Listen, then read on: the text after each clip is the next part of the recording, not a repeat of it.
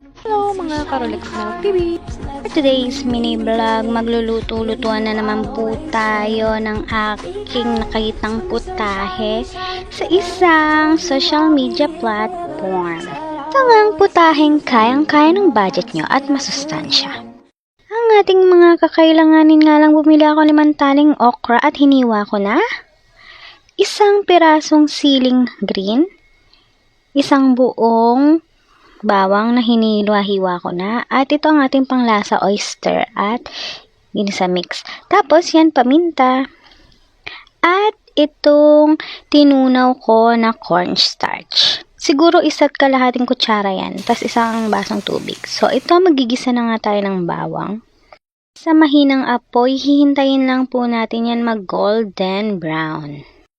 Pag ganyan na nga ang texture, ating pong babawasan ang ating bawang na nandyan sa kawali. Babawasan na rin natin ang ating mga mantika. Pag okay na ang mantika at ang bawang, nabawasan na natin, ilalagay na natin ang ating okra at ito'y hahalu-haluin hanggang maluto. At dito maglalagay na nga tayo ng pangpalasa natin. Yan ang pampalasa ko. Hindi na ako maglalagay ng asin. Tapos maglalagay na rin tayo ng paminta. After pagkalagay ng ating mga pangpalasa, imemekos-mekos lang natin ulit yan para humalo sa ating okra yung lasa. At isusunod na natin ilagay ang ating tinunaw na cornstarch. At muli natin siyang imekos-mekos mga mare. Tuloy-tuloy lang natin ang paghalo at hihintayin lang natin maluto ang ating cornstarch. Pag nakita na nga po natin nagtik na yung ating cornstarch, ilalagay na rin natin ang ating oyster sauce.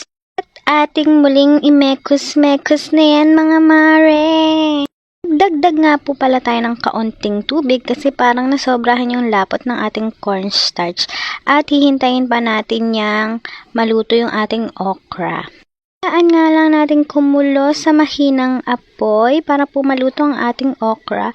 After po nyan, ilalagay na po natin yung sinet aside natin na garlic. At haluin muli natin ang ating garlic para humalo sa kanyang sabaw. Ilalagay na rin natin ang ating 1 pirasong siling green para merong kagat-kagat ng konting anghang. Pero kung meron kayong batang kakain, mas magandang wag nyo nilagyan ng sili. Pero kami kasi okay lang yung konting anghang, kaya ko nilagyan. At luto na nga ang ating ulam, okra na may oyster sauce at garlic.